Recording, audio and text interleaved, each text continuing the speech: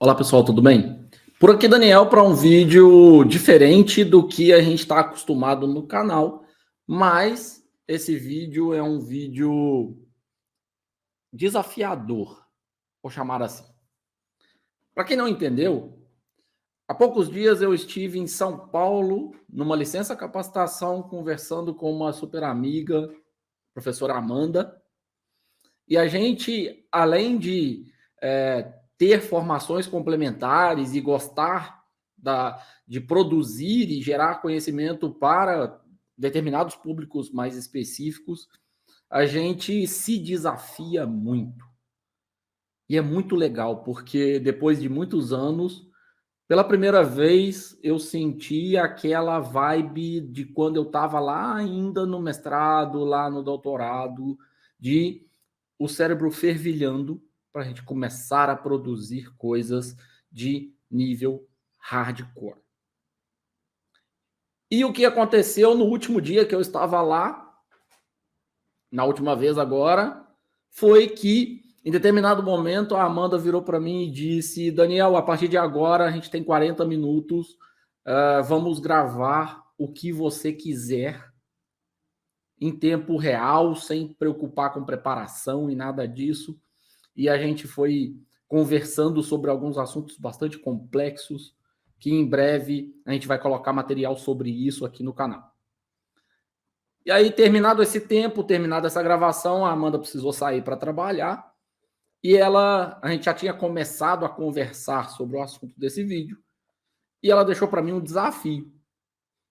Já que ela tinha se disposto a conversar sobre o que eu desejasse durante aquele tempo, que eu deveria discutir um pouco sobre maturidade do pesquisador, olhando para o meu trabalho de doutorado, porque para ela existe um salto de qualidade durante o meu trabalho de doutorado, e é de fato um salto que me interessa, que me agrada muito, e eu vou explicar para vocês isso a partir de agora.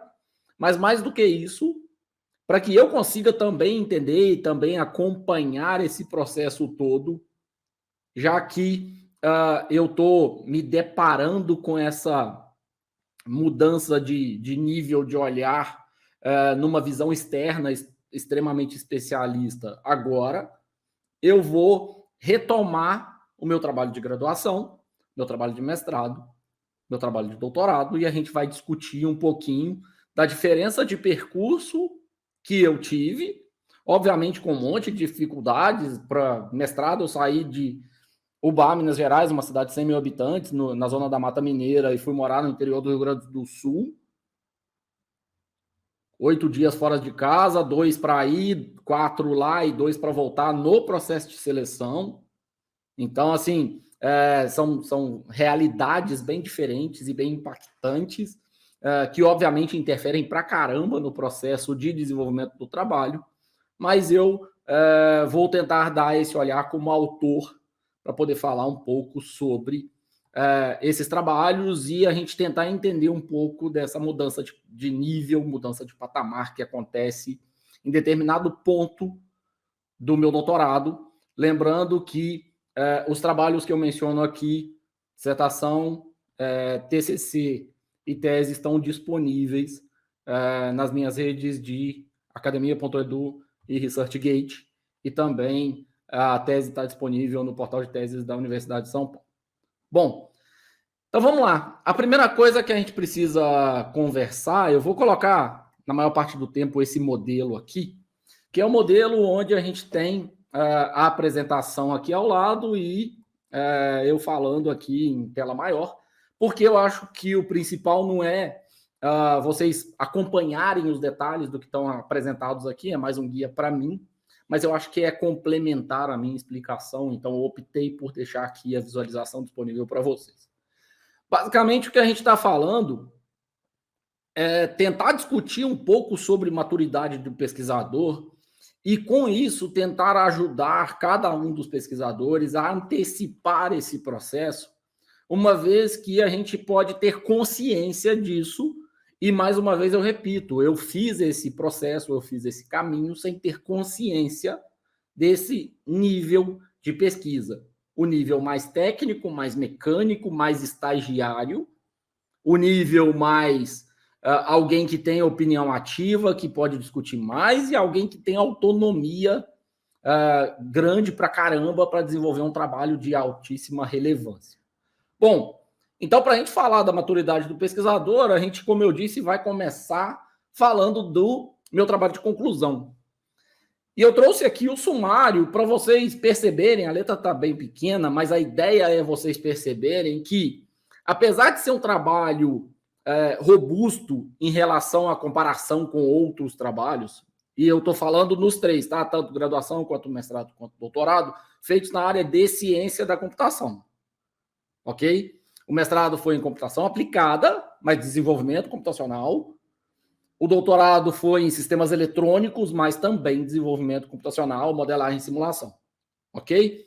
Então, se a gente está falando do mesmo autor na mesma área, esses trabalhos têm algumas similaridades. Tá? Primeiro, em relação à padronização de estrutura do trabalho. Então, normalmente, a gente vai ter introdução, depois dessa introdução, referencial teórico, estado da arte, trabalhos relacionados, modelagem, simulação, coleta de dados e análise desses dados. Ok? Então, a parte de desenvolvimento do trabalho vai ser sempre modelagem, simulação e análise dos dados. Sempre nesse aspecto. A hora que a gente olha para o trabalho de graduação, o que a gente vai perceber claramente nessa segunda coluna é que quando começa a falar de desenvolvimento de código, existem várias versões de código. São duas características relevantes, são três características, relevantes do meu trabalho de graduação. A primeira das características é que eu faço uma modelagem, considerando o ML, que é uma técnica de engenharia de software, bastante robusta, bastante grande, detalhada. A segunda questão é que eu faço o desenvolvimento em diversas versões, são 8 ao todo, porque eu vou evoluindo aspectos de interface, aspectos de quantos usuários podem lidar com o sistema, podem utilizar simultaneamente, inclusive, 1 ou 2, se o sistema é mais complexo ou mais simples.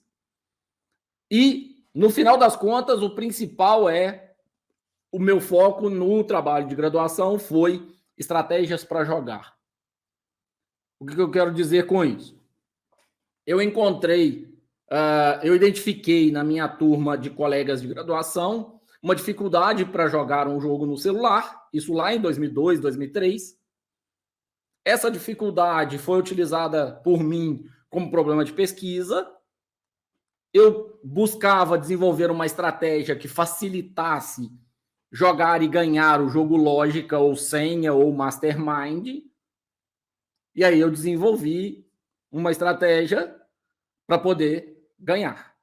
Ok? Não vou entrar em muitos detalhes de dificuldades, percalços e complexidades que aconteceram durante o processo, mas basicamente duas questões relevantes aconteceram, mas eu não, como eu disse, não vou detalhar. A primeira delas é que em julho do último ano, o meu HD do computador queimou e eu perdi algum tempo com isso, porque eu pedi minha mãe para redigitar o que eu tinha impresso e eu tive que refazer tudo que foi perdido e terminar o desenvolvimento todo até dezembro daquele ano, quando eu fiz a defesa.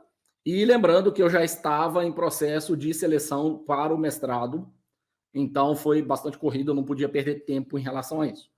A outra questão é que, por uma questão de posicionamento, o meu antigo orientador, na ocasião, solicitou uma reunião enquanto eu estava indo para uma prova. Eu disse a ele que não faria reunião para atrapalhar minha nota, minha aula, e ele, por esse e outros motivos, procurou lá a coordenação, a direção e solicitou o desligamento, cancelamento de orientação. E eu repito para vocês aqui a mesma frase que eu disse na frente do diretor. Era bilateral. Os dois queriam o cancelamento, os dois queriam o encerramento da orientação, porque eu não vou deixar de fazer uma avaliação porque quem quer que seja quer falar comigo. Tá? Isso não vai acontecer, não aconteceu lá em 2002, não vai acontecer agora e não vai acontecer para frente, sabe? Existem determinadas prioridades na vida da gente que a gente precisa ter elas bem sólidas, e essa é uma prioridade. Ele me proibiu de seguir com a estratégia que a gente estava definindo, e para continuar com o mesmo tema, eu precisei desenvolver uma nova estratégia, o que não foi grandes problemas, porque eu tinha feito a primeira, então adaptar a primeira e achar algum caminho era bem possível, era bem provável. Bom, esse primeiro TCC era numa linguagem recursiva, tá? De linguagem Haskell. No final das contas, então, o que a gente tem, voltando aqui para a relação de maturidade do pesquisador, né? A gente tem um desenvolvimento bastante robusto, diversas versões de um software desenvolvidas. Aqui eu exemplifiquei a primeira, terceira, quarta e oitava versões. A primeira está aqui no lado de cima. Dá para ver que a interface é bem ruim. A terceira e a quarta são muito próximas, mas, na verdade, o que está sendo feito na evolução aí além de melhorar a parte de simulação, porque caso o jogador tivesse dificuldade, ele poderia simular uma maquininha automática, iria ajudando ele a ganhar o jogo. Em relação a essas versões que eu estou apresentando aí, essa oitava é a versão final que está lá disponível no trabalho de conclusão. Tem algo que é bastante relevante, que é a questão de ter sido feita em Delphi. Isso, obviamente, que quando eu cheguei para realizar o mestrado, a primeira dúvida que a orientadora teve foi em relação às minhas habilidades de programação, e ela solicitou rapidamente a minha mudança de linguagem para a linguagem C, porque, obviamente, Delphi é uma linguagem paga, linguagem visual, e tem lá todos os seus benefícios e problemas. O que é relevante a gente comentar antes de passar para a dissertação é que, apesar de terem sido feitas 8 versões, a gente está falando num aumento de complexidade de código para melhoria de problemas, tá? Existe uma interface ruim que ela precisa ser melhorada, e para isso precisa ter um estudo de interação humano-computador, de usabilidade. Existe uma proposta inicial de que o jogo fosse utilizado por 2 pessoas, isso não estava funcionando e precisava funcionar. Existe uma questão de simulação que tinha alguns problemas e precisava melhorar, ok? Então, essas versões todas, elas são um passo a passo para chegar naquilo que era proposto inicialmente. Passo a passo esse, estritamente técnico, tá? Estritamente de desenvolvimento de código. Se a gente estivesse falando de um estagiário desenvolvendo um sistema desse, a gente não estaria falando de grandes diferenças em relação a um trabalho de conclusão de um graduando ou de um projeto que esse estagiário estivesse trabalhando nele. Ou seja, existe uma pré-definição de escopo e complexidade, e isso vai sendo realizado até que se chegue ao final para apresentar para uma banca e questões desse tipo. Ok. Vamos seguir, então, para o trabalho de mestrado. Tá? Então, só relembrando, eu coloquei aqui o sumário, novamente, do trabalho de graduação, para vocês verem que tem esse modelo, essa estrutura de modelagem e simulação com as versões todas ali de simulação, estratégias definidas e testes que foram realizados. Bom, vamos passar agora para o trabalho de mestrado. Quando a gente vai para o trabalho de mestrado, algumas coisas se alteram. A primeira das coisas que se altera é que, apesar de, na graduação, eu estar levando em consideração estratégias para melhorar o desenvolvimento do usuário, a participação do usuário no sistema, ou seja, eu estou desenvolvendo, elaborando estratégias, porque eu quero uma preocupação com o usuário para que ele consiga realizar melhor determinada tarefa, no caso, utilizar determinado jogo. Para isso, eu preciso desenvolver o próprio jogo do zero, incluir nele um módulo de simulação e documentar isso muito bem para que o usuário possa tirar proveito. Perfeito. Quando a gente vai para a minha dissertação, existe uma área do conhecimento na área de computação que é simulação de multidões, simulação de emergência, situações de fuga. Normalmente, essas simulações acontecem levando em consideração posições ou pré-definidas, seja através de um documento, seja através de um evento, ou aleatoriamente você distribui a população no ambiente. Portanto, qual que é o problema disso? Quando você tem uma fotografia de uma situação pré-pânico, pré-emergência, você não consegue simular em diferentes momentos do dia, você não consegue simular esse pânico em determinadas situações de reflexo daquele comportamento anterior, porque aquele comportamento anterior resulta em um posicionamento fatual, tá? Uma fotografia. Então, isso sempre me incomodou. Quando eu tive a possibilidade de desenvolver o projeto, a ideia, portanto, era exatamente simular vida cotidiana, situações de normal life, que a gente chama, para que a situação de emergência pudesse ser simulada a qualquer momento. Então, vamos supor que a gente tivesse um evento de incêndio. Esse evento de incêndio ele tem que poder ser simulado no início, no meio, no final, quando está todo mundo próximo de uma área, quando está todo mundo fora daquela área. Então, se a gente pensa numa dinâmica de escola, essa dinâmica ela é bastante variável dependendo do horário. Se é no horário entre o início da aula e o intervalo, e o recreio, todo mundo, ou a grande maioria das pessoas, está nas salas. Se é no horário do recreio, está todo mundo no pátio, ou a maioria das pessoas no pátio. E, portanto, o impacto e o resultado e o que vai desencadear é muito diferente. Diante disso, obviamente que eu não tinha conhecimento prévio da área de aspecto cognitivo, cognição, então eu precisava conhecer como se simula agentes, personagens, precisava entender dos personagens, das pessoas, para verificar como que eu iria transportar, simular determinadas formas, modos de agir das pessoas para o sistema computacional. Na minha dissertação, eu primeiro defini uma coisa que chama perfil, que é a característica que faz com que a pessoa vá para determinados locais. Então, o perfil adulto que trabalha, acorda de manhã, vai para o trabalho, depois do final do expediente, ele pode ir para a igreja, para o comércio, ou voltar para casa, ou para lazer e voltar para casa.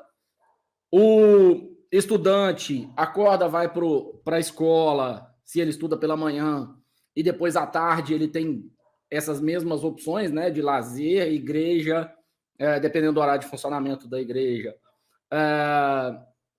voltar para casa, ir para casa de alguém, ou ir para o comércio. E o adulto que não trabalha é o adulto que pode fazer qualquer uma dessas ações aleatoriamente, dependendo do tempo de duração de cada uma das ações. Ou seja, no final das contas, essa primeira simulação é uma simulação de movimento. Ok? Existe uma vista aérea do ambiente, existe movimentação das pessoas para lá e para cá. O que o simulador faz é, para cada pessoa, definir, sortear, com base em determinados critérios de rotina e de restrições, para onde cada um desses personagens pode ir, e, de fato, desenhar bolinhas no ambiente que vão se deslocando, e depois a gente transpõe esse ambiente que eu desenvolvi em 2D para uma simulação em 3 dimensões, onde é possível ver, de fato, personagens mais bonitinhos, mais coloridos, mais desenhados. Ok. Terminada essa primeira versão, vão para a segunda versão do desenvolvimento. A ideia agora é que a animação, a movimentação desses personagens se altere com base em localização deles e com base em que tipo de interação ele tem com o ambiente. Então, por exemplo, se ele vai para um restaurante, ele muda um aspecto e esse aspecto faz com que visualmente ele ande de um jeito diferente. Seja com o braço para cima, seja com o braço para baixo, braços mais abertos, mais ereto ou menos ereto, coisas desse tipo. Essa segunda versão eu chamei de personalidade. Então, os agentes poderiam ter perfis e personalidades. Perfis para definir para onde vão, personalidades para alterar o estado emocional deles. Por estado emocional, entenda formas de caminhar, formas de desenhar esse personagem, esse avatar. E aí a gente chega na terceira versão, que foi a última que deu tempo de fazer, que é a versão onde você tem os pontos de encontro e, portanto, um personagem interfere de alguma forma no outro. Perfeito. O que a gente tem no final das contas da minha dissertação? Primeiro, uma dificuldade de uma mudança drástica de clima, de cultura, de ambiente pessoalmente falando. Afinal de contas, eu saí do interior de Minas Gerais e fui morar no interior do Rio Grande do Sul. Depois, uma evolução em relação à parte de desenvolvimento.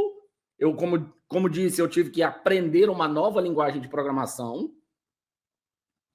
Além disso, em acordo com a minha orientadora, eu consegui dispensa de uma disciplina do mestrado, o que foi muito bom, em função essa dispensa da nota que eu tinha obtido na minha graduação, muito por causa da qualidade do professor de sistemas operacionais que eu tive e pela baixa conexão da área de sistemas operacionais com o meu trabalho de mestrado. Ok. Além disso, eu estava numa instituição particular, mas eu estava com uma bolsa da HP sob contrato de confidencialidade. Então, tinha toda uma questão de contrato para não divulgação de um monte de informações, uma questão de relatórios, uma questão de reuniões de apresentação de passo a passo do projeto. E esse foi o desenvolvimento. Comparando o trabalho do mestrado com o trabalho da graduação, o que a gente consegue já perceber é que, apesar de o desenvolvimento técnico ter sido, mais uma vez, um desafio, acaba que tem uma nova pitada de tempero colocada. Seja em relação a estudo de uma nova área da parte cognitiva, seja em relação a necessidade de desenvolver novas versões em função de evolução de tempo. Já que o primeiro projeto foi concluído no primeiro ano. Ele que era previsto para ser a minha dissertação. Foi concluído até dezembro. Inclusive está disponível em artigo internacional no Computer Graphics International. Quem quiser acessar, está nas minhas redes sociais, está no meu currículo, está nas redes de academia.edu e ResearchGate também. O trabalho do mestrado deu muita repercussão, inclusive em 2 livros da Elsevier, e aí eu tive um intervalo curto de tempo, onde eu voltei do Rio Grande do Sul para Minas, já comecei a trabalhar em 3 universidades, tendo sido coordenador em uma delas, enquanto passava pelo processo seletivo para o doutorado na Universidade de São Paulo.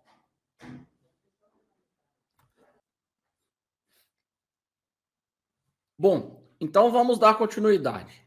Agora a gente vai falar do meu trabalho de doutorado. E esse trabalho especificamente, a gente vai detalhar um pouco mais, porque é exatamente nele onde acontece a mudança de nível, a mudança de patamar que a gente está conversando desde o início. O trabalho de doutorado ele tem uma estrutura, que é uma estrutura padrão, onde você tem introdução, referencial teórico, trabalhos relacionados, modelagem e simulação. No entanto, o trabalho de doutorado, como são 4 anos, ele normalmente tem um tamanho maior do que o trabalho de graduação e do que o trabalho de mestrado. No entanto, quando a gente compara o meu trabalho de TCC, a dissertação com a tese, a gente tem 93 páginas na graduação, 130, 140 páginas no mestrado e 130, 140 páginas no trabalho de doutorado. Existe algo muito interessante no trabalho de doutorado, que se da graduação para o mestrado houve uma mudança de abordagem, agregando uma outra área complexa pra caramba, que é o entendimento do indivíduo, para simular movimentações, alteração de animação de personagem, agora o foco é ainda mais no indivíduo. E, portanto, apesar da estrutura continuar sendo de modelagem e simulação computacional, as análises de dados agora são um pouco mais detalhadas, robustas, abrangentes. Se a gente olha para a estrutura do trabalho de doutorado, o que a gente vai perceber é que a proposta é de simulação de fluxo de informações, comportamento em relação à tomada de decisão para passar uma mensagem adiante ou não passar uma mensagem adiante. Há aí, portanto, uma diferença muito clara em relação à minha dissertação. Enquanto na dissertação, movimentação e animação fazem total diferença e, portanto, a visualização em 3 dimensões é relevante, no trabalho de doutorado, é muito mais uma simulação de cores e de 2 dimensões, onde seja possível verificar o fluxo e a evolução de determinada mensagem, de determinado assunto numa sociedade. E, portanto, a visualização, no caso do doutorado, é muito mais simples. E aí a gente começa a chegar em evoluções, em dificuldades, analisando a parte de programação. Podemos dizer que o mesmo conhecimento de programação adquirido no mestrado, por mim, ele pode ser replicado durante o doutorado. O conhecimento de alguns adicionais para a linguagem C, para visualização gráfica, alguns adicionais para exibir de melhor forma os dados, aconteceu, o que seria muito natural. No entanto, o trabalho de doutorado tem um diferencial muito significativo. Agora, a abordagem do trabalho de doutorado envolve 4 áreas, não apenas uma ou 2. Não é apenas computação e jogos, estratégia para jogar, técnicas de dedução matemática, não é simulação de movimentação e de animação, física, numa engine computacional, mas agora é o entendimento do fluxo de informação, quais são as áreas do conhecimento que abordam isso, e, portanto, o estudo de ciência da informação, biblioteconomia, faz parte da minha tese. O estudo de áreas da publicidade, da propaganda, da comunicação faz parte da minha tese. Além, é claro, do estudo da parte computacional, em especial inteligência artificial, sistemas multiagentes, simulação de personagens, de avatares, e também um aprofundamento na área de ciência cognitiva, para entender quais são os mecanismos que eu poderia incorporar no meu simulador e como eu deveria fazer essa simulação. E, portanto, o foco agora é na área de ciência de computação, da computação como desenvolvimento, na área de comunicação, biblioteconomia, ciência da informação, como alimentador, configuração do sistema, e na área de ciência cognitiva, para poder identificar quais são as nuances, quais são os parâmetros, quais são as variáveis que a gente pode simular e quais são os processos que a gente pode simular. Perceba, então, que a gente já tem uma questão bastante relevante. No doutorado, existe não apenas a preocupação com a sociedade, com o movimento que está acontecendo dos personagens durante a simulação, mas também com o funcionamento interno destes personagens, olhando para a ciência cognitiva e tentando explorar, trazer de lá parâmetros que pudessem ser simulados. Aqui já é um diferencial de maturidade muito relevante. Se a gente pega lá atrás no trabalho de graduação, a simulação é simplesmente computacional, olhando para o comportamento do indivíduo, o jogador. Não se tem a simulação de 2 jogadores. Não se tem a simulação de campeonatos. Se tem a simulação de um jogador. Ou uma interface disponibilizada para que 2 jogadores utilizem. Não a simulação disso. Perfeito? Quando a gente passa para o mestrado, a simulação é de comportamento de multidão. Claro que existe um detalhamento individual, a gente pode olhar para a história individual e verificar onde cada personagem estava ao longo do tempo, mas o principal foco é no comportamento da multidão. O indivíduo ali é bastante simples. Regras de para onde vai, em que momento, restrições de deslocamento. E alguns parâmetros que depois vão ser utilizados na versão 3 dimensões para poder gerar movimento, para gerar animação de levantar a mão, ficar ereto, coisas desse tipo, por exemplo. Então, esse já é um diferencial importante, uma mudança de nível. Aqui as duas coisas são consideradas com bastante robustez. E aí, a hora que a gente começa a olhar a estrutura da tese, algo já começa a saltar aos olhos com um aspecto muito relevante. Quando você olha o primeiro capítulo da minha tese, a primeira coisa que você já vai identificar é uma seção chamada Áreas Envolvidas. E nessa seção tem essa imagem que eu estou colocando aqui na tela, e esse texto que eu coloquei um pouco acima. É uma seção muito curta, que basicamente, que fundamentalmente precisa situar o leitor, indicando para ele quais são os conceitos e qual é a influência de cada uma das áreas do conhecimento nesse sistema que está aí no centro, que é o sistema OSACS. E, portanto, veja, há uma mudança de papéis agora. Agora, na tese, tem uma preocupação com o leitor. Uma preocupação com o leitor de diferentes áreas do conhecimento. Uma pessoa de ciência cognitiva que pegar o trabalho para ler precisa identificar quais são os recortes que estão sendo feitos e qual é a contribuição que está sendo feita. Uma pessoa de ciência da computação, da mesma forma. Uma pessoa da comunicação social, igualmente. E de ciência da informação também. Portanto, essa aqui já é uma demonstração muito clara de maturidade e fica aí a primeira dica. Se você quer fazer um trabalho interdisciplinar, multidisciplinar, transdisciplinar, inclua no trabalho já de graduação, de especialização, de mestrado, de doutorado, no nível que for.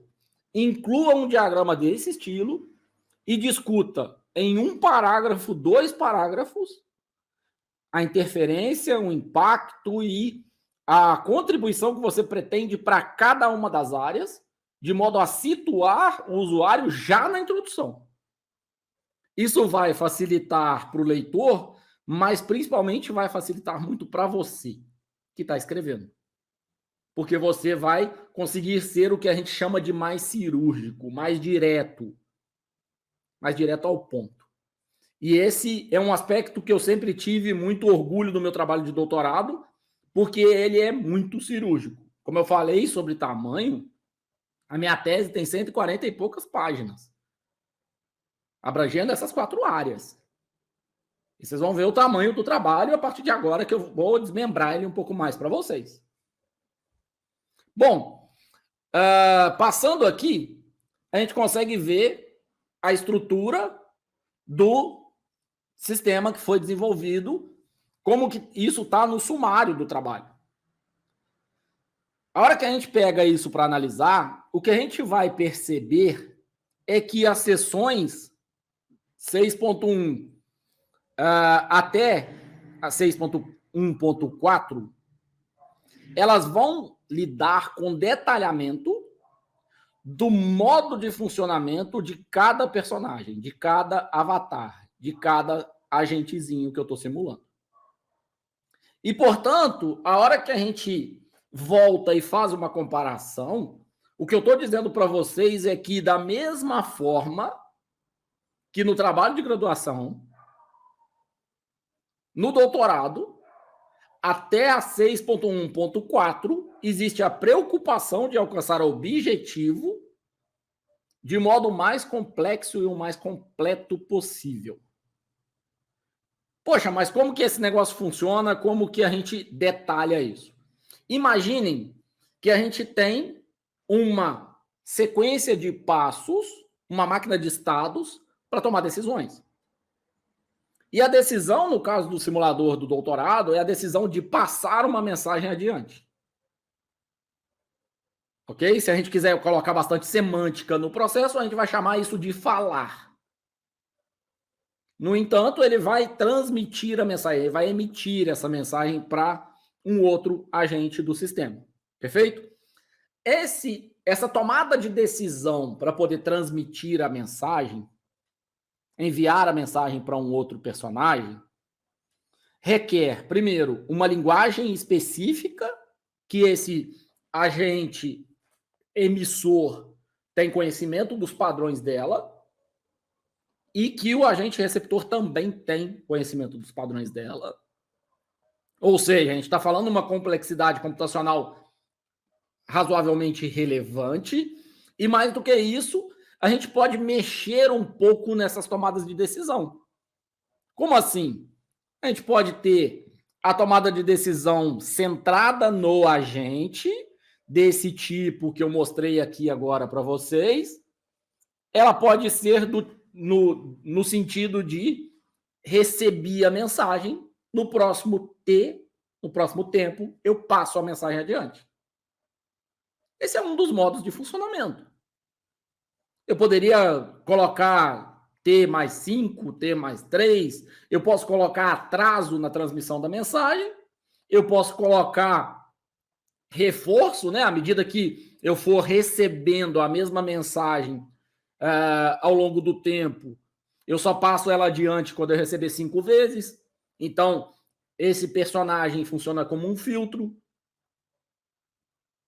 No entanto, eu estou lidando com essa máquina aqui, que eu estou mostrando para vocês, esse diagrama, e eu estou lidando de modo que o estado cinza vai ser alcançado, ou seja, a transmissão da mensagem vai ser alcançada, de acordo com uma métrica ou uma heurística definida antecipadamente, que pode ser diferente de um personagem para outro, mas é uma heurística. Isso está estabelecido.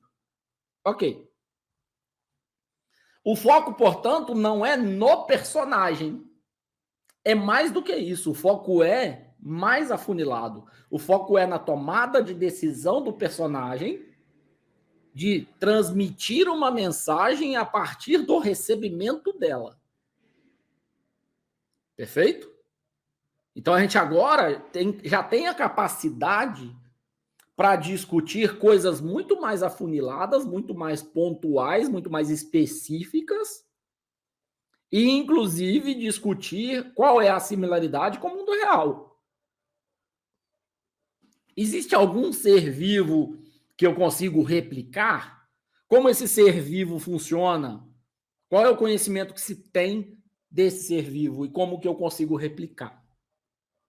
E, portanto, eu poderia dizer que eu estou simulando não pessoas, mas eu estou simulando comunicação de formigas ou algum outro tipo de ser. Conseguiram entender para onde está o nível de projeção, de progressão do trabalho?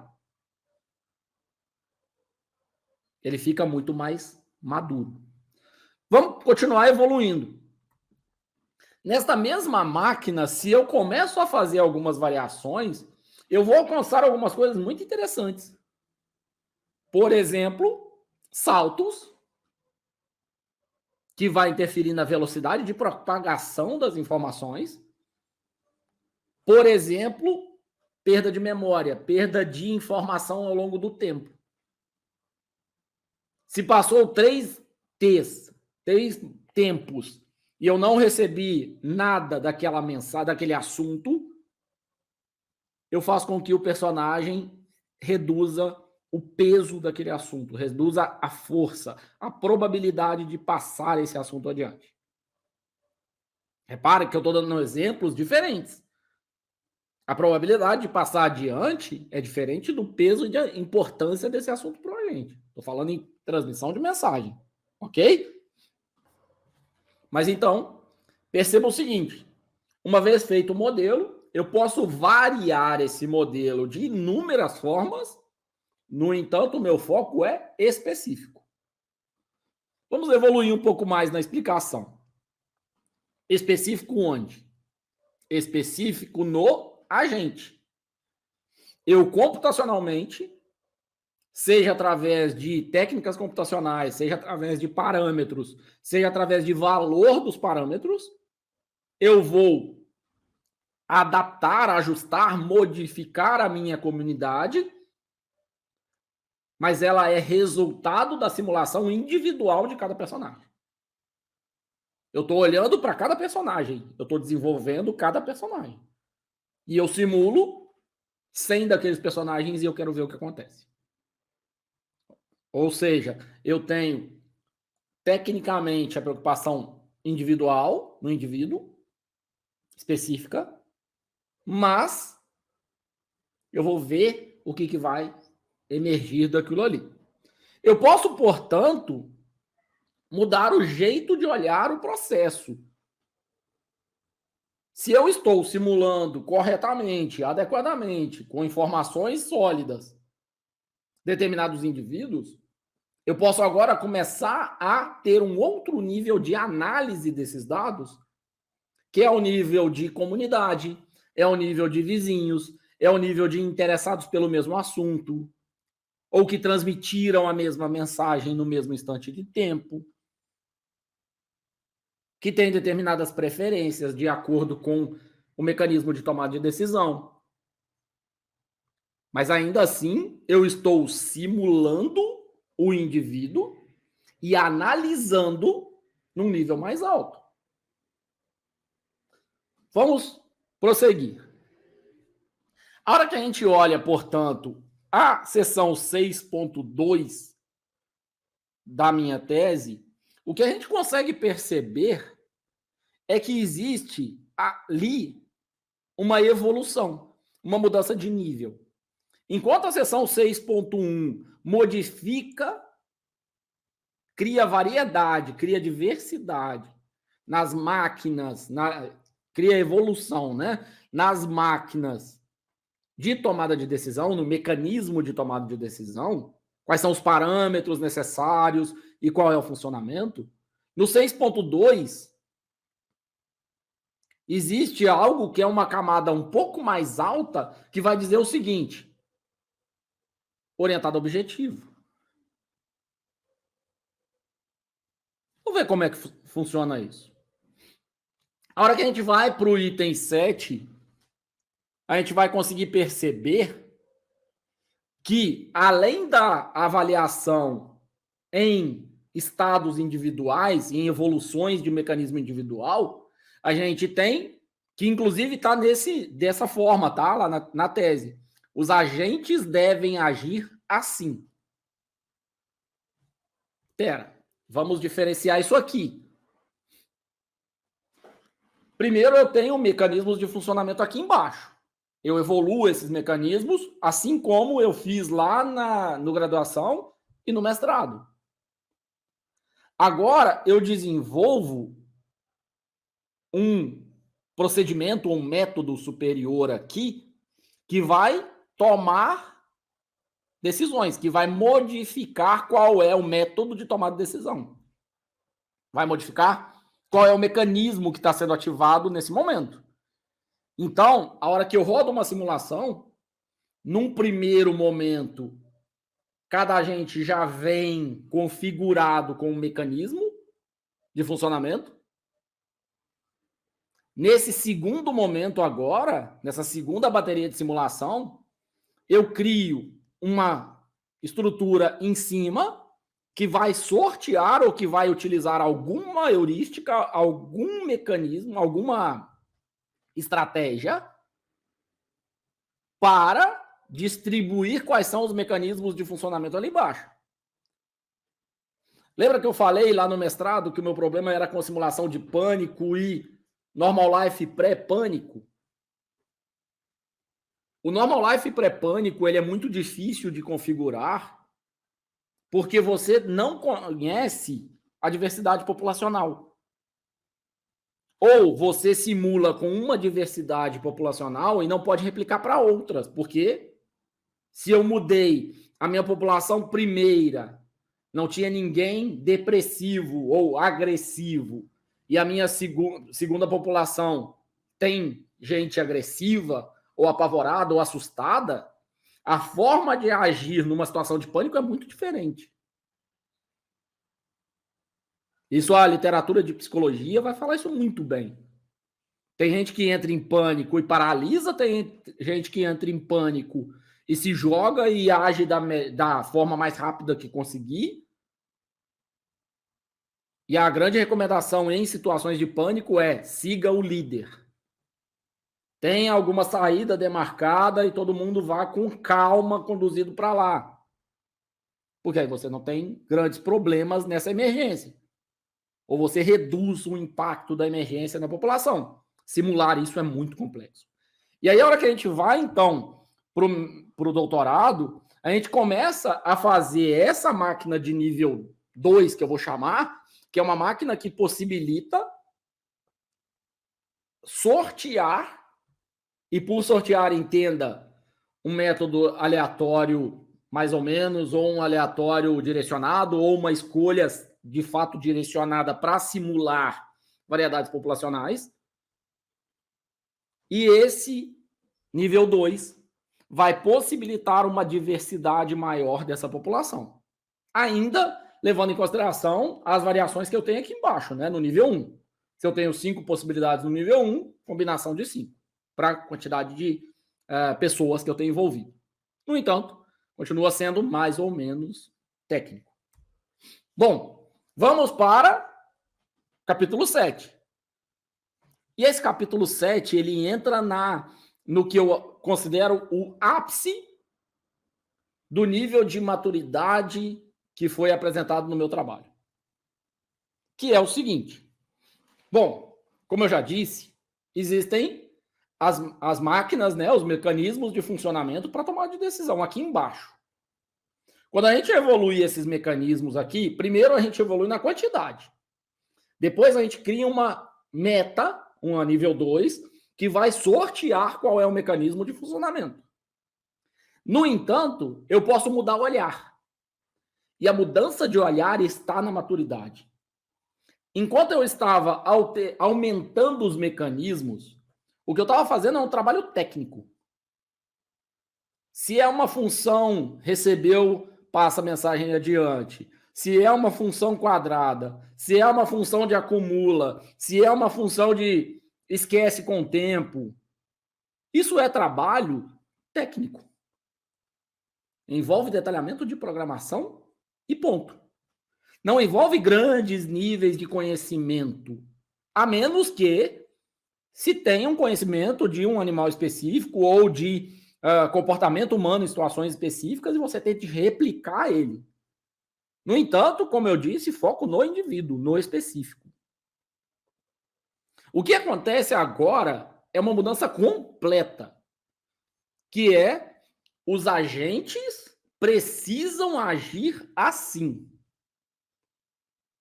Ou seja, diante de um simulador que tem esse nível mais básico, que tem o nível 2, o que aconteceu de estalo durante a minha tese foi o seguinte: se eu posso sortear com alguma heurística qual é o método que ele está utilizando para tomada de decisão, eu posso inverter os papéis. Eu posso dizer agora que ele precisa passar a mensagem. E se ele precisa passar a mensagem, agora eu consigo simular a propagação de uma fake news. Agora eu consigo simular a propagação de um assunto específico. Agora eu consigo simular a mancha daquele assunto propagando na sociedade. Olhando neste nível adaptativo, eu estou preocupado com o mecanismo de tomada de decisão do agente? Não. Olhando para esse nível adaptativo, eu estou preocupado com o resultado da simulação e com o comportamento da simulação, não com o comportamento individual. E aí a gente vai ter alguns dados que são muito interessantes, que são demonstrados, por exemplo, nesse gráfico. Trouxe um só, porque aí, se vocês quiserem ver os outros, tem tanto no repositório de teses da USP, quanto nas minhas redes acadêmicas, academia.edu e ResearchGate. Basicamente, o que a gente consegue ver nesse gráfico? Quando a gente pega a máquina 1, que foi o modelo 1, mecanismo 1 que eu desenvolvi, é traçada essa linha azul escura. Quando a gente pega a máquina 2, que é um funcionamento diferente, vai ser traçada essa linha rosa. Quando a gente pega a máquina 3, vai ser traçada a função, a linhazinha amarela. E quando a gente inverte os papéis, determina no código que, ou na interface, que os agentes precisam se comportar de determinada forma, e é uma configuração muito simples, tá? Vou até abrir um parênteses aqui para explicar para vocês. Por quê? A única coisa que acontece no código é, se o agente está utilizando um mecanismo e esse mecanismo não está se aproximando do objetivo, o que ocorre é uma mudança de mecanismo. Troca. E assim ele vai fazendo trocas e trocas e trocas até que em algum momento ele vai estabilizar em alguma das funções ou não vai estabilizar, vai ficar trocando de fato a simulação toda. Perfeito? Conseguiram entender? Então, não existe nenhuma punição por ele ter escolhido o mecanismo errado e não existe nenhum bônus ou recompensa por ele ter escolhido o mecanismo certo. Ele escolheu o mecanismo que se aproxima, ele se mantém com o mecanismo. Ele escolheu o mecanismo que não se aproxima, ele troca. Isso no instante. Tá? Não existe visão global do sistema. Existe pontual. Se você se aproxima, mantenha. Se você não se aproxima, troque. Obviamente que isso pode ser melhorado e muito melhorado, mas a gente vai conseguir chegar na questão de maturidade que a gente tem objetivo aqui no vídeo. Então, reparem que a hora que a gente configura o sistema para colocar a função adaptativa, utilizando essa fórmula muito simples, do tipo, se aproxima do objetivo, mantém, não se aproxima, troca, a cada passo de tempo, o que a gente tem é uma função adaptativa com um funcionamento melhor em relação à quantidade de agentes que está no eixo Y ao longo do tempo, que sabe que tem aquela informação ou que transmitiu aquela mensagem que falou sobre aquele assunto. Reparem, portanto, que a gente tem a possibilidade de evoluir melhorando os personagens e a gente tem a possibilidade de utilizar o sistema olhando por cima e vendo e simulando como que essa comunidade se comporta. Voltando, a gente ainda tem mais uma evolução. que é o seguinte: além de poder executar focado no indivíduo, além de poder executar focado na sociedade, a gente também pode combinar as duas coisas. A gente pode dizer que determinado grupo de personagens funcionam, utilizam o mecanismo adaptativo, e a gente pode dizer que determinados personagens utilizam o mecanismo 1, 2, 3, 4, N que eu quiser criar. Lembrando que cada mecanismo desse é uma maquininha de estados que faz com que, dado o recebimento de assuntos ao longo do tempo, de mensagens ao longo do tempo, eu propago, eu passo adiante essa mensagem ao longo do tempo. Bom, repare então, para a gente caminhar para o fim, que a gente tem 3 níveis. O nível 1, que é o nível de foco na máquina do agente. O nível 2, que é o nível de troca de máquina do agente. E o nível 3, que é de comportamento guiado para objetivo.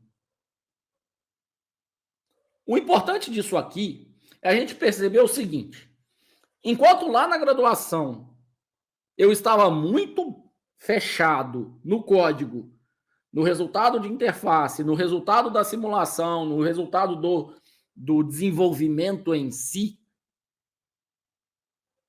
à medida que o tempo vai passando, a preocupação começa a ser não apenas técnica com o desenvolvimento em si e com o usuário, mas também com utilizações comerciais, mas também com o leitor, mas também com quem vai tirar proveito do sistema que está sendo desenvolvido. Quais são, então, as constatações? Na graduação, são 8 versões de evolução técnica do protótipo. Está falando de um trabalho com bastante evolução, bastante melhoria, um trabalho relevante, se a gente considerar assim. Principalmente comparando os diversos trabalhos que a gente conhece por aí, da mesma área ou de áreas correlatas. No mestrado, foram feitos 3 desenvolvimentos. Por perfil, que é a movimentação para determinados locais, por personalidade, que vai alterar movimentação e animação desses personagens, e por ponto de encontro, ou estado emocional, que vai fazer com que um personagem interfira, afete o outro de alguma forma. No doutorado, a hora que a gente olha para isso, a gente não tem agora só os personagens, os indivíduos sofrendo interferência ou interferindo. A gente agora tem a possibilidade de simular uma comunidade, simular uma sociedade. O que é a referência aqui, né, de pelo menos 2 níveis de abstração. No doutorado, há uma preocupação clara com o leitor. Quando a gente pega lá atrás e olha para o sumário dos 3 trabalhos, o que a gente vai perceber, por exemplo, no doutorado, é que uma imagem que está lá no texto e que poderia ser de difícil leitura para o leitor, para o avaliador, ela foi colocada num apêndice, numa versão estendida, não para aumentar o tamanho de texto, mas porque durante o texto está seguindo as normas da BNT, no final do texto também, mas numa preocupação muito clara com quem está olhando para o trabalho, com quem está tentando entender e evoluir o trabalho e utilizar o trabalho. Essa é uma característica muito clara de evolução, de maturidade. Se preocupar com quem está lendo.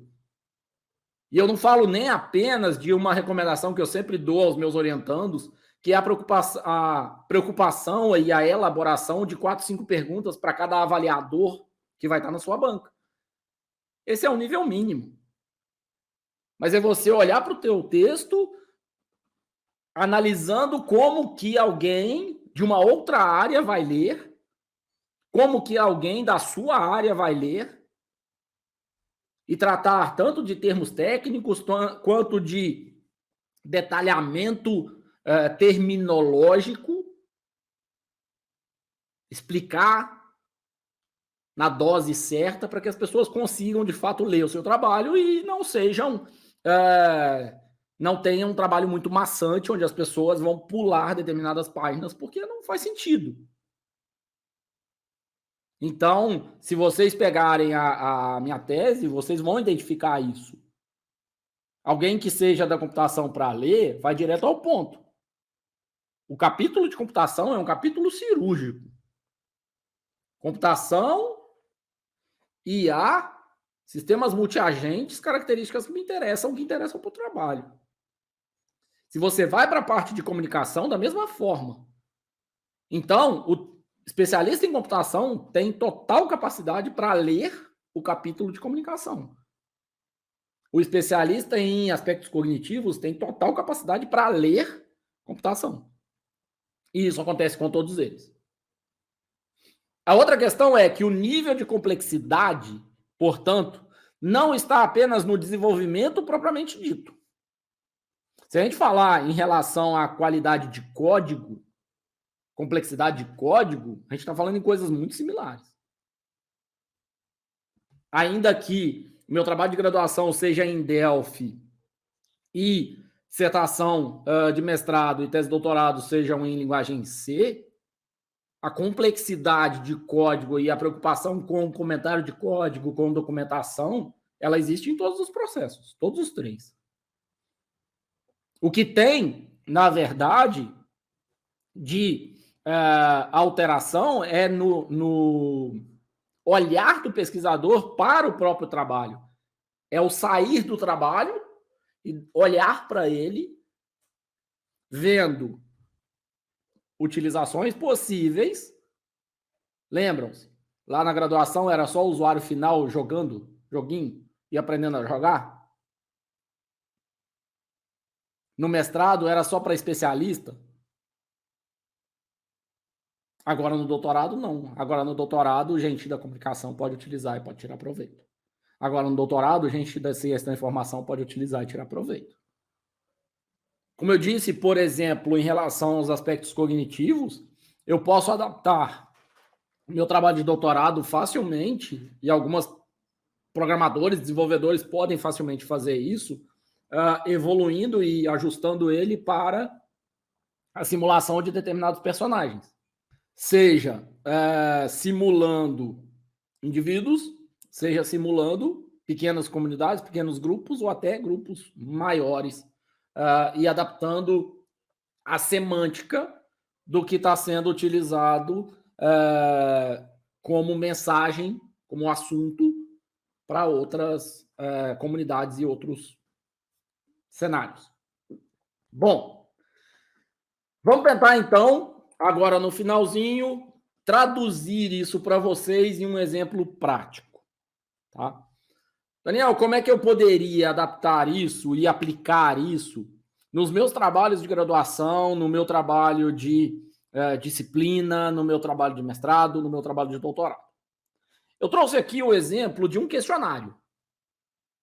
E esse exemplo do questionário, eu acho ele muito simples, didático e prático de aplicar, de replicar, porque, obviamente, o questionário ele pode ser quantitativo, pode ser qualitativo, que vai ter uma dificuldade a mais de análise, ou ele pode ser misto. Eu normalmente prefiro questionários mistos. Por quê? Eu gosto de separar os questionários em algumas seções.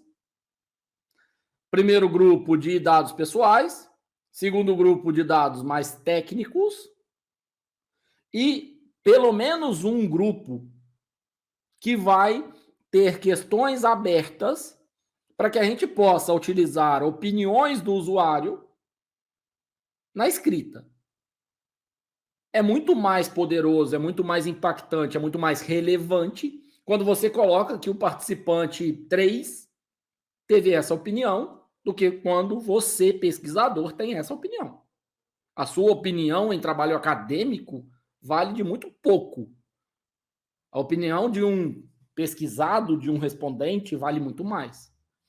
No entanto, independente do formato desse questionário ou do estilo dele, da estrutura dele, existem algumas questões que são muito pouco exploradas, que é exatamente você olhar para a maturidade do pesquisador e você olhar para o questionário e para a análise dos dados que ele fez. O que vai acontecer em quem está começando a fazer alguma coleta de dados? Quando ele tiver que analisar, ele vai incorrer em basicamente 2 erros principais.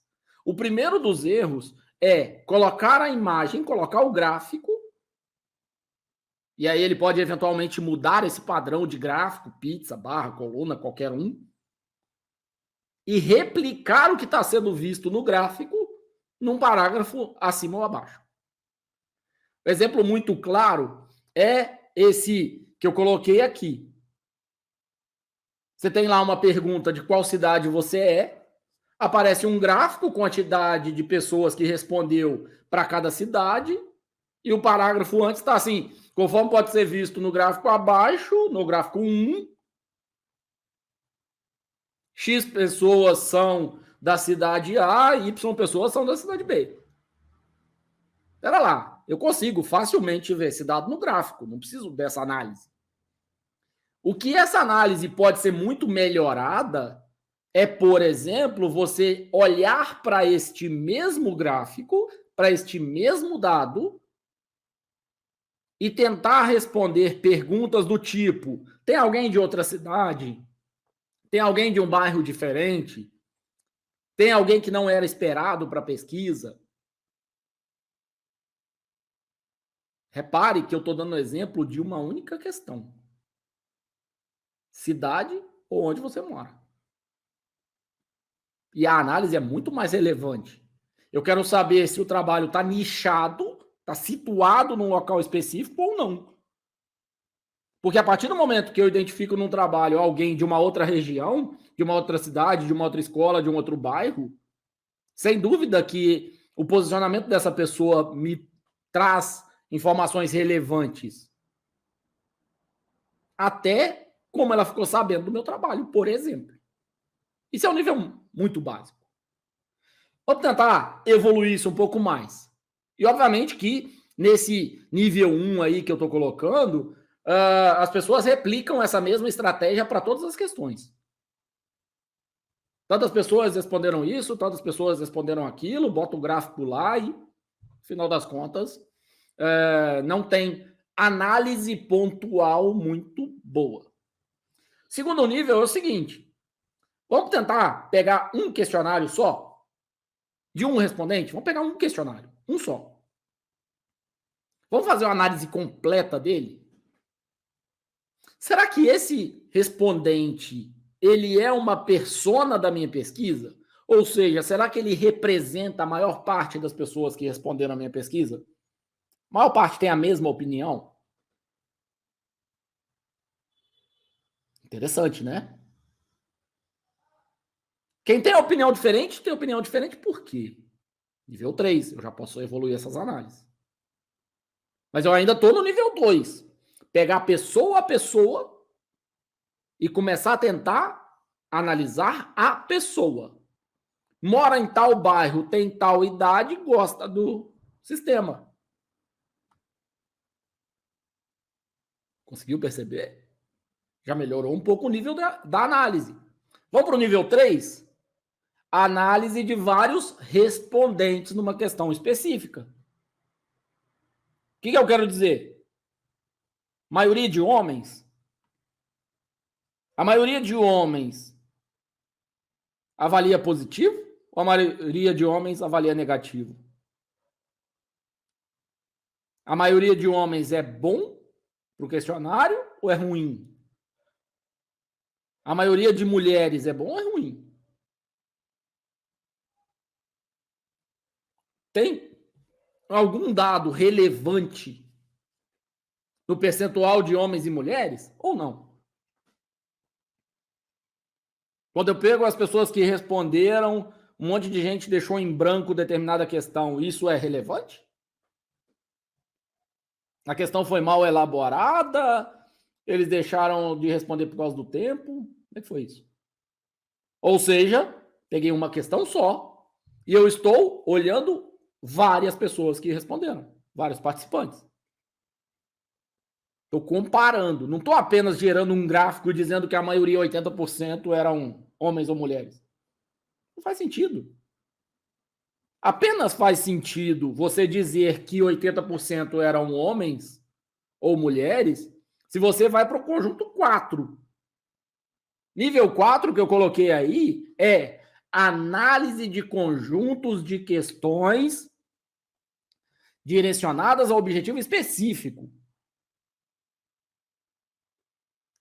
A maioria de homens gosta ou a maioria de homens não gosta? A maioria de homens prefere a cor verde ou não? Se você fez uma pergunta e está analisando só aquela pergunta, você não está cruzando os dados. Eu preciso avaliar se a quantidade de pessoas que respondeu determinada questão, que escolheu determinada opção, escolhe também determinada outra opção, numa outra questão, ou não.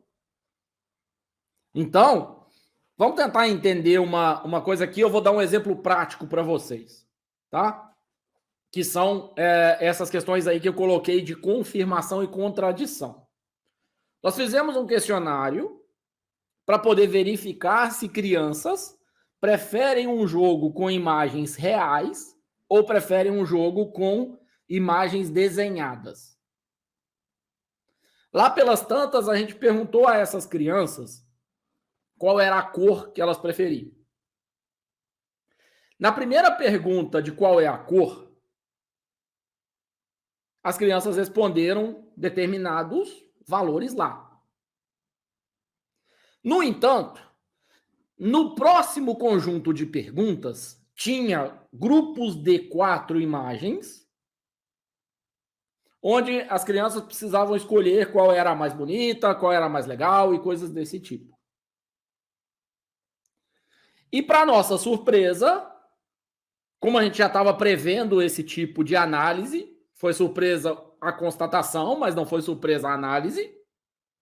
Na hora que a gente pegou para olhar os dados, a gente percebeu que, apesar de boa parte das crianças gostarem do azul, elas não escolhiam uma bússola azul como objeto mais legal ou mais bonito. Quando a gente pega essas 3 questões, essas 2 questões especificamente, para comparar, a gente chega a 2 hipóteses. Hipótese número 1, a criança de fato não gosta do azul, ela prefere outra coisa. Outra possibilidade de hipótese é a criança não gosta do objeto azul, ela está olhando para os outros objetos, não está olhando para a cor, está ignorando a cor. Ou o que a gente constatou. Olhando para todo o restante do questionário e fazendo essa mesma análise em vários momentos do questionário, o que a gente conseguiu perceber é que as crianças não conhecem a bússola. Os respondentes dessa pesquisa não conhecem o objeto bússola. E, portanto, elas ignoraram o azul ali e não marcaram como gostando daquela imagem porque desconhecem a imagem. Reparem que esse nível de análise e essa constatação leva ao desdobramento de várias coisas. Por exemplo, de que o não gostar daquele objeto azul não é uma preferência de cor. De que é necessário instruir essas crianças em relação a esse objeto, porque de fato não conhecem. Abriu-se ali uma oportunidade de devolutiva, de entrega, tanto para a professora, quanto para a direção, quanto para os alunos. Agora, o que não pode é essa resposta interferir na preferência de cor dessas crianças que responderam ao questionário. Ok? Vamos para o 5º nível, para a gente poder caminhar para o fim. Análise de todos os questionários, levando em consideração delimitação. que é você estabelecer qual é a sua relação com o público, se isso gera alguma interferência. Se o público te conhece há muito tempo, ele vai responder porque te conhece. Influenciado por te conhecer. Se você aplica um questionário de 50 questões para se responder em 10 minutos, a resposta vem condicionada ao tempo. Se a temperatura está muito alta, a resposta vem condicionada à temperatura. Se está muito próximo do horário do intervalo, do recreio, vem condicionada. Então, o que é importante nesse nível 5? É você delimitar, dizer detalhadamente quais foram as condições que podem interferir nos resultados. Seja em relação ao público, seja em relação ao tempo, seja em relação ao espaço, seja em relação a relações pessoais, seja em relação a todos os parâmetros que você consiga olhar. Então, repare, de um questionário que tem lá algumas páginas com gráfico e releitura do gráfico, há uma abordagem de questionário que traz análise pontual, análise em subconjuntos de questões, análise de posicionamento. Por que eu vou olhar só para a maioria? Se eu tiver um diferente, ele é interessante analisar também. E análise de contexto. A partir do momento que eu tenho toda essa robustez de análise, eu, obviamente, vou chegar a expor resultados muito mais limpos, muito menos manipulados, mexidos, seja de propósito, seja sem querer. Mas eu vou expor os dados de forma muito mais clara, e isso, obviamente, é parte da robustez e da maturidade do pesquisador. Para terminar esse vídeo, eu vou deixar uma inquietação. Se a gente está falando de sair da técnica do desenvolvimento propriamente dito, puro, ir um pouco mais para o usuário, em gerar abstrações, se preocupar com abstrações, com adaptabilidade, eu venho aqui trazer para vocês algo que é muito simples de implementar e algo que eu dou vários exemplos disso o tempo todo em sala de aula, em conversa com orientando, que de fato é uma inquietação. Que é o seguinte: quando a gente vai e utiliza o ventilador, ou o purificador de água, ou um filtro, algum objeto eletrônico, um ventilador de chão, por exemplo, você liga ele e você desliga ele. Computacionalmente e na parte de eletrônica, é muito simples você ter ali um botão que vai armazenar o tempo de funcionamento.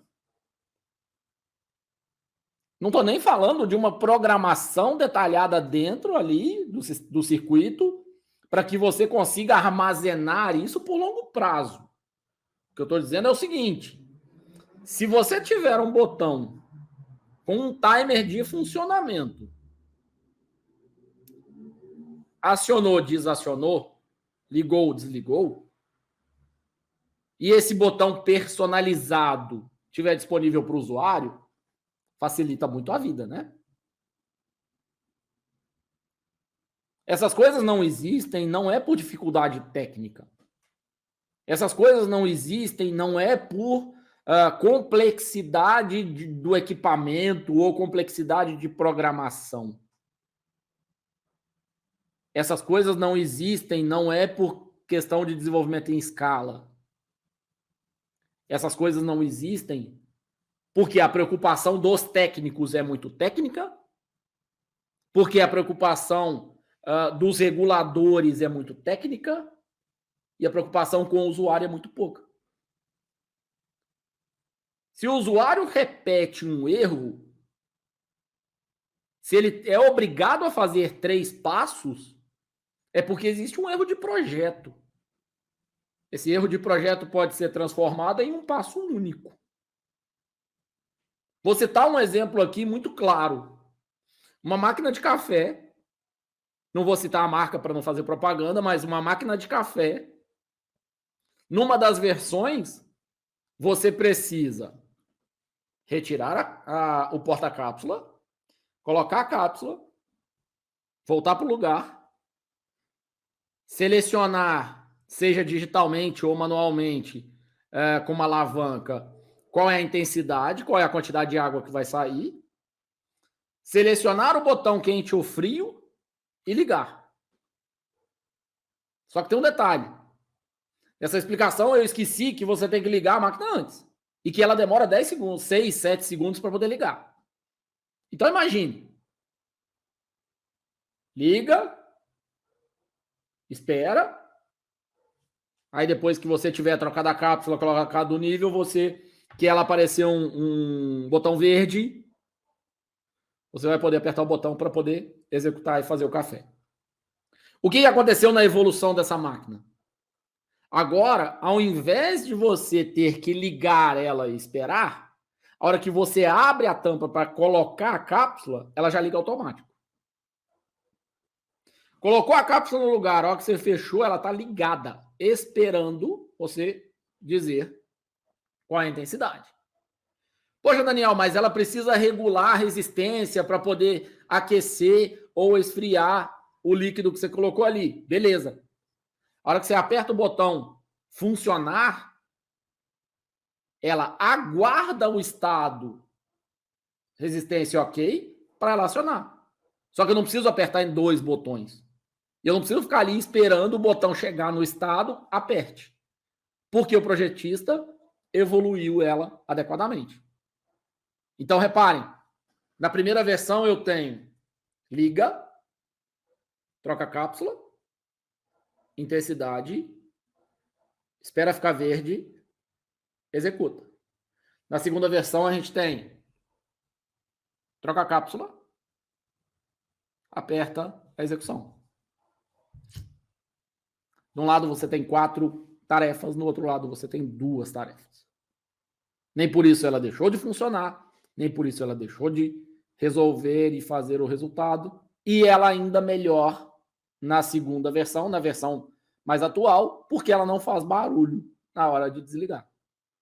Na primeira, como é uma alavanca mecânica, ela faz aquele barulho de tec. Se eu estivesse gravando aqui, por exemplo, e fazendo um café, ela teria feito um tec enquanto eu estou gravando. A versão mais atual não faz isso. Então vejam, inquietação, de preocupação mais com o usuário, de uso mais simples da tecnologia, seja ela em nível de desenvolvimento computacional, programação, seja ela em nível de equipamento, componente eletrônico, mecânica. Vão preocupar mais com o usuário. A partir do momento que a gente se preocupa mais com o usuário, a gente deixa de cometer determinados erros em código e a gente consegue desenvolver códigos menores e melhores. Portanto, faz parte do entendimento do processo a escolha do nível de dificuldade e do nível de profundidade que a gente vai utilizar. Dizer que uma linguagem em C de programação é melhor do que uma engine não é verdade. A gente precisa de outros parâmetros para fazer essa afirmação. E um dos parâmetros é, por exemplo, qual é o público que vai fazer o desenvolvimento, quanto tempo se tem e qual é o resultado esperado. Se eu estou falando de desenvolvimento de jogos, em C puro, sem nenhuma biblioteca, sem nenhum componente, a gente está falando numa tela 2D com fundo preto. E letrinhas em branco passando, salvo se eu mude a cor. Isso não é muito amigável. Isso não é preocupação com o usuário, por mais que meu código possa ser hiper robusto. Agora, a curva de aprendizagem e o resultado gráfico obtido é muito melhor quando você usa um RPG Maker, quando você usa um Scratch, ou, em alguns casos, quando você usa, inclusive, o próprio PowerPoint. Seu usuário vai ter um computador interessante para utilizar? Ou você reduzindo complexidade, vai fazer com que muito mais gente utilize. A maturidade está em você entender que não é a quantidade de linhas de código maior que faz com que o código seja melhor. A maturidade está em você entender que não é fazer 5, 10, 12, 15 versões que faz com que o seu sistema seja melhor. A maturidade está em você entender os anseios, entender as limitações técnicas, a sua capacidade de desenvolvimento, buscar complementar a sua formação e alcançar um entregável que seja digno e que tenha uma análise muito robusta. A análise precisa ser muito bem feita. A partir do momento que você se preocupa mais com o usuário e que você faz uma análise muito mais bem feita, minha banca de doutorado, por exemplo, teve uma pessoa da computação, uma pessoa da comunicação, uma pessoa a mais da matemática,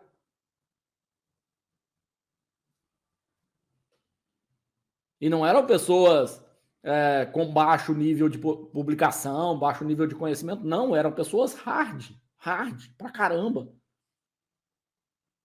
Para minha banca de qualificação do doutorado, eu escolhi, indiquei ao meu orientador, que bom que ele aceitou, o professor Marco Túlio, lá da USP, que é um professor que, ao estar assistindo uma banca que ele participava, ele fez perguntas de vários níveis de abstração no trabalho. E ainda ali, durante a banca, a hora que estava terminando, foi parte de cumprimentos, eu procurei o professor e falei, eu gostaria muito que o senhor estivesse na minha banca. Porque é esse nível de critério, é esse nível de detalhamento que a gente precisa. E eu não estou falando disso porque eu fiz doutorado na Universidade de São Paulo. Eu estou falando disso porque é postura. Depende do resultado que você espera. Meu primeiro orientando no mestrado teve na banca o professor Lilimin, que é da Faculdade de Ciências Médicas da Unicamp. Eu estou falando em orientador da computação, orientando da computação, num trabalho de metodologias didáticas no mestrado em ensino, e um professor da neurologia da Unicamp avaliando. O professor Lilimin tem um currículo invejável. Aceitou participar, contribuiu muito para o trabalho e fez com que o trabalho mudasse de nível.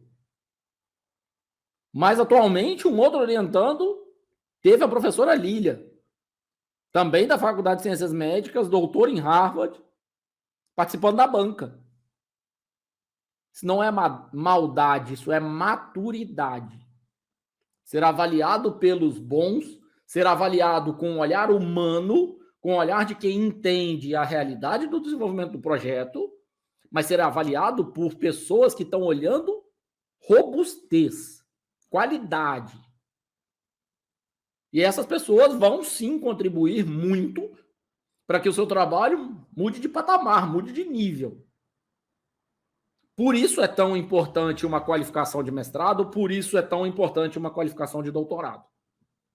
Uma preparação adequada para uma banca e uma banca escolhida a dedo para suprir deficiências do trabalho, para suprir dificuldades e nuances necessários do orientador, do orientando e do corpo interno de professores, sem dúvida faz uma diferença gritante. Então, fica aí minha dica para terminar, que é selecione muito bem a banca que vai te avaliar nos trabalhos. Isso vai te ajudar muito, muito, muito. De minha parte é isso. Muito obrigado a cada um de vocês. Obrigado, Amanda, pelo desafio cumprido. Tá aí. Uma análise que nem eu mesmo conseguia fazer, nem eu mesmo tinha essa noção, mas que depois dessa conversa que a gente teve lá em São Paulo, consegui dar uma organizada e consegui preparar a apresentação aqui. em breve a gente vai disponibilizando vários materiais também aqui no canal. Se inscreva se você não é inscrito, curte, compartilha. Se você tem algumas opiniões diferentes, fique à vontade para colocar aqui no chat, aqui nos comentários, que a gente vai conversando e trocando ideias sobre isso. Tá joia? Um grande abraço a todos, muito obrigado mais uma vez pela presença e eu vou ficando por aqui.